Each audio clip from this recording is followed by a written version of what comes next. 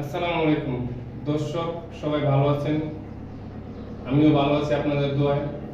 ঈদ সুন্দরভাবে কাটাইছি, ভিডিওগুলো অনেকগুলোই দিয়েছি, ভালোভাবে আপনারা সাপোর্ট করছেন, সবাই আমার সাথে সহযোগিতা করছেন আমাদের।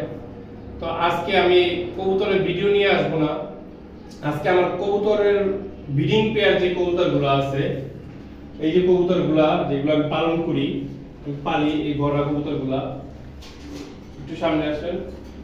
এই যেগুলো পালি এগুলারে আমার ডিম বাচ্চা করে, ডিম বাচ্চা করার পর অনেকে বলে যে কবুতরগুলা বাচ্চা ফুটে বাচ্চা নষ্ট হয়ে যায়, বাচ্চা প্যারালাইজ হয়, এটা সেটা অনেক কিছু হয়। তো আমি মনে করি আপনারা অনেকেই জানেন না, অনেকে জানেন, সবাই যে জানেন না তা কথা না, যারা না জানেন তাদের জন্য ভিডিওটা। তো আমার এই কবুতরগুলারে আমি কি করি, আমি আপনাদের নতুন একটা রেসিপি দেখাইতেছি। এই কবুতরগুলো ডিম পারছে, আচ্ছা ডিম পারা সবগুলো কবুতর আমার ডিম পারছে। এখন এই যে একটা সিরাপ বাংলায় দেখাই দিলাম, যা আমরা মাছে ভাতে বাঙালি, সবাই ইংলিশ পারে না, আমিও পারি না, এবার বাংলাটাই বুঝে দিলাম। এটা হচ্ছে কার্মিনা সিরাপ। এই সিরাপটা আপনার গিয়া যখন কবুতরটা ডিম পারবো কিংবা ডিম নাও পারলেও, তখন আপনি ওর 1 লিটার পানিতে 1 চামচ সিরাপ নেবেন, সপ্তাহে 3 দিন খাওয়াবেন। যখন ডিমটা পারবো, ডিমটা পারার পরে এই সিরাপটা 3 দিন খাওয়াবেন, তখন ওর শরীরের শক্তি, ভিটামিনের যতটুকু মানে অভাব থাকবে সম্পূর্ণ পুরো হয়ে যাবে।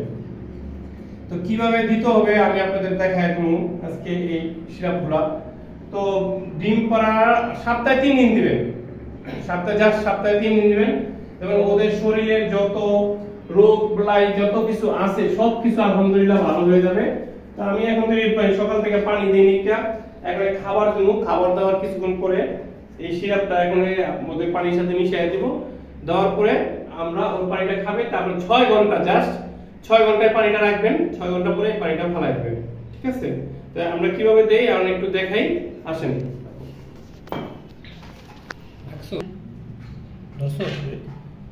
এই যে দর্শক, এই যে সিরাপটা, এটা হচ্ছে 2 চামচ। তো এটা আমরাও খেতে পারি, আমি একটু খেয়ে দেখাই দিলাম, এটা 2 চামচ।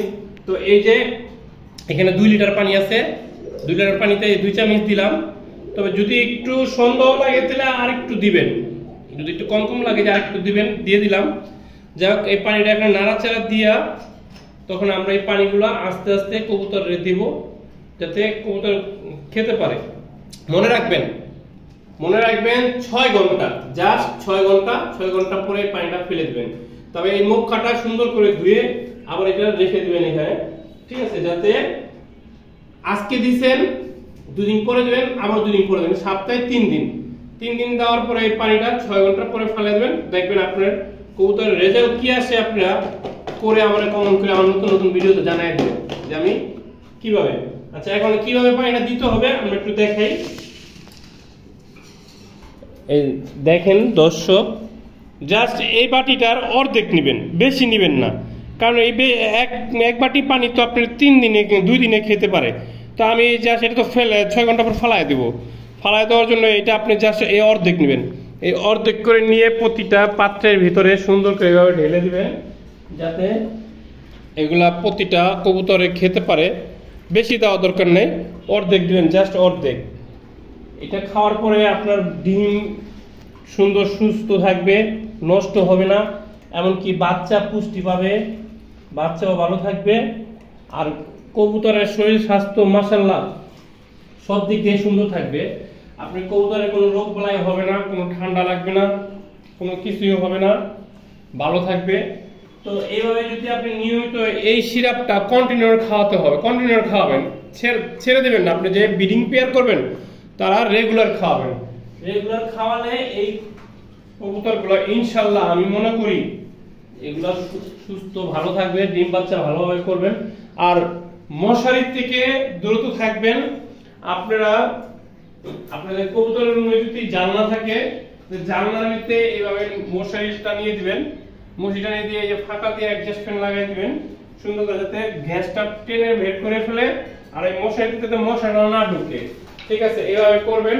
আর হচ্ছে আপনারা কবুতরের ট্রেগুলা জাস্ট 2 দিন পর পর পরিষ্কার করে ফেলবেন রুমের ভিতরে পারলে, এগুলো যদি পরিষ্কার করে রাখেন তাহলে আপনার কি হবে, এতে কোনো ভাইরাস ঢুকবে না, কোনো সমস্যা হবে না, কোনো পোকামাকড় হবে না, আর মশাটাও কম আসবে। আপনারা কবুতরের পায়ে যখন গোটা হয়, নাকে যখন গোটা হয়, তখন আমি আপনারা একটা জিনিস স্যাম্পল দেখা দিই। জাস্ট দেখেন, এই যে এই কবুতরটার নাকের ভিতরে গোটা হয়েছে, এই পায়ের ভিতরে মশায় কামড়ে দেখেন কি করছে, দেখছেন? তো এই কবুতরের পায়ের গোটাটারে একটু খুইটা আপনার এখান থেকে একটু কষ বের করবেন। বের করার পরে আমরা যে বাথরুমে ব্যবহার করি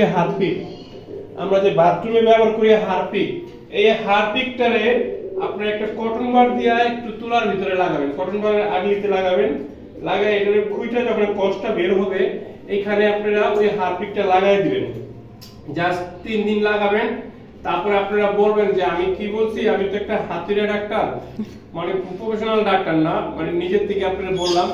দেখবেন যদি ভালো না হয় তখন আপনারা আমাকে বলবেন যে ভাই আপনি তো বলছেন, আপনার কথা কাজে তো মিল হলো না, তো হলো না। যদি না হয় তো আজকে এই পর্যন্তই শেষ। সবাই ভালো থাকবেন, সুস্থ থাকবেন।